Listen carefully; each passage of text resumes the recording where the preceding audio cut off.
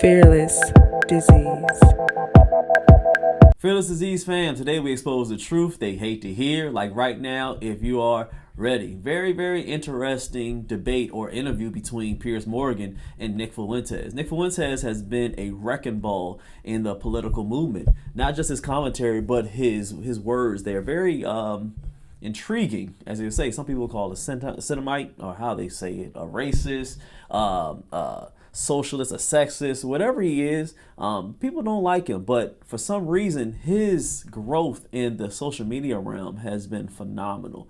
It's been catastrophic to the libs and the Democrats, but it's been a powerhouse when it comes to the Trump lovers, the Republicans, and the masculine / red pill genre. Let's see here. I love this guy right here, I think it's Mr. Wilson. I saw a few reviews on this this back and forth between Piers and Fuentes. I want to go through the whole interview because it was almost about 2 hours. But I love the way this gentleman breaks it down. And we're going to break it down a little bit just to see what we can get through between this back and forth, because honestly, I loved it. So I went on to Piers Morgan's show to talk to him about his recent interview with Nick Fuentes, which he knows backfired. Well, joining me on the panel now is Warren Smith, critical. It's very true. I mean, that's one of the reasons why I kind of like this video, because it did backfire. I think the whole point of Piers bringing him on was thinking that he was going to embarrass Mr. Fuentes and make him look bad. But honestly, with a gentleman like that, he has to understand that he is not just a young guy, he's a very smart guy, despite of the things that he says is very shocking. But he's actually a very smart guy, Mr. Nick.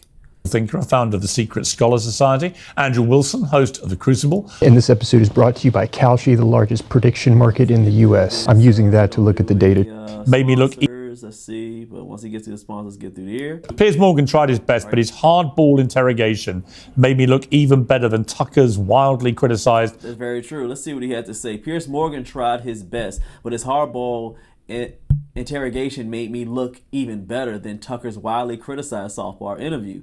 There's two main reasons. The first, the only way you can lose is if you play to win. He was playing to win. And the second is contend with the logic and not the person. These are the two most important principles, especially in this example.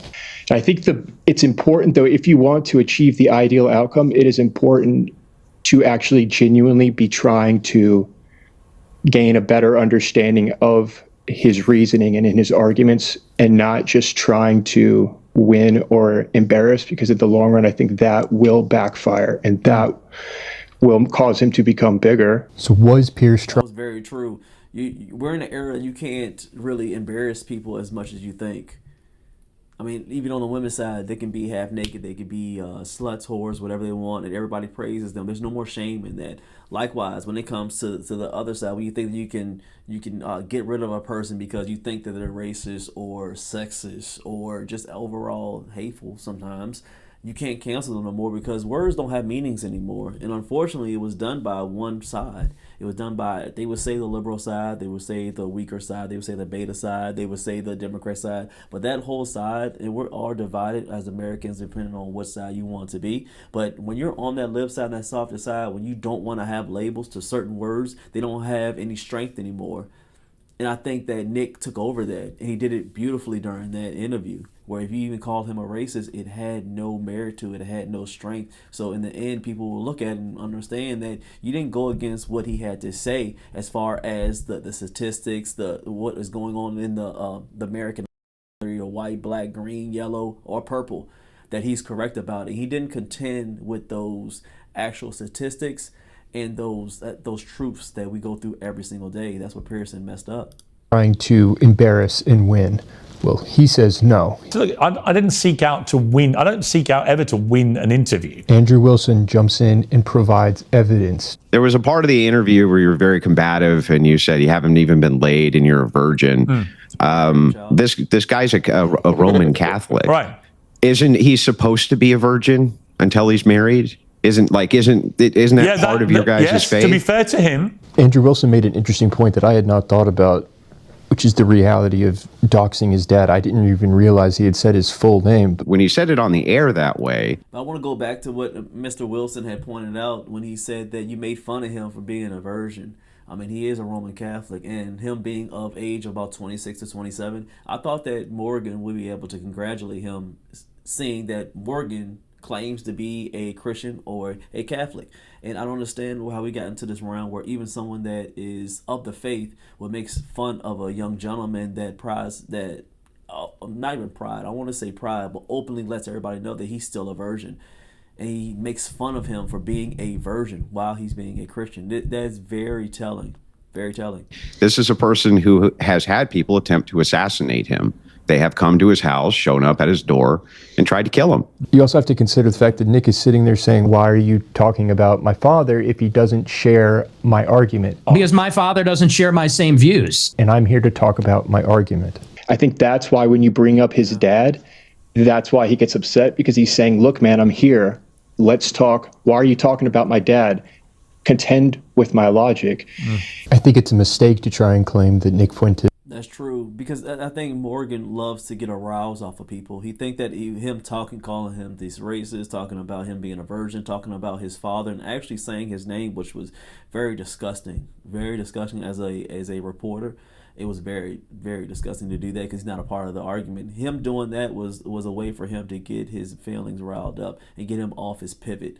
But in the long end, Nick is a very smart gentleman, very, very smart gentleman. He's of the faith, and he's very honest. So that didn't waver him in any way. He actually did a wonderful job outsmarting the 60-year-old Pearson.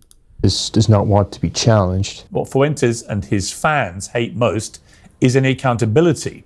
It's all about speaking unchallenged into an echo chamber. And Dr. Phil acknowledges that that is the role that Piers was intending to play. And you just said, listen, I'm not going to introduce anything new here. I'm going to ask you about what you said and let you explain what you said. And there was no ambush here. He could have predicted with great accuracy what you were going to ask. I don't think he was surprised by anything that occurred in here. That's another reason that you're seeing the backlash, is because it was exactly what people predicted. I conducted a focus group to try and get a sense of, is this as bad as I think it is? Well, the numbers are reflecting it. The comments are reflecting it. Last night, I held a focus group to try and get to the bottom of this, and I was with over 30 people. The vast majority, 3 disagreed with the vast majority. And what they were saying things such as, I went into this exchange not expecting to like anything about this guy, but what I saw was Piers not contending with his arguments. I think that's why when you bring up his dad, that's why he gets upset, because he's saying, look, man, I'm here. Let's talk. Why are you talking about my dad? Contend with my logic. It's the same thing when that was his response when you brought on your British friend who told his horrific story, which it's terrible.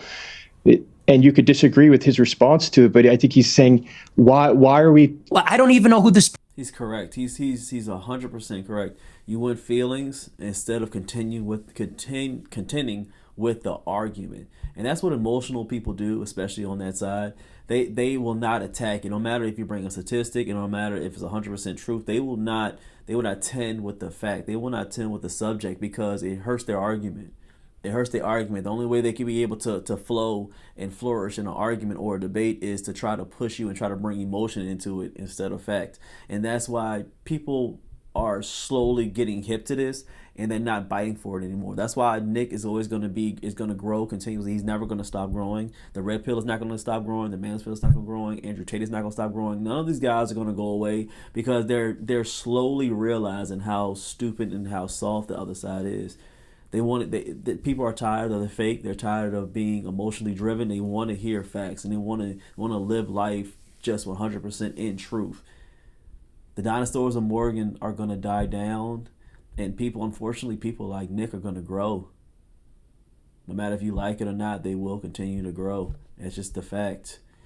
But another great one, smash the like, tap the next video. It's going to be on the screen. Subscribe, hit the bell. CashApp, FearlessDisease is always going to be in the description if you are rocking with the movement. See you on the next one. Stay rich and stay fearless.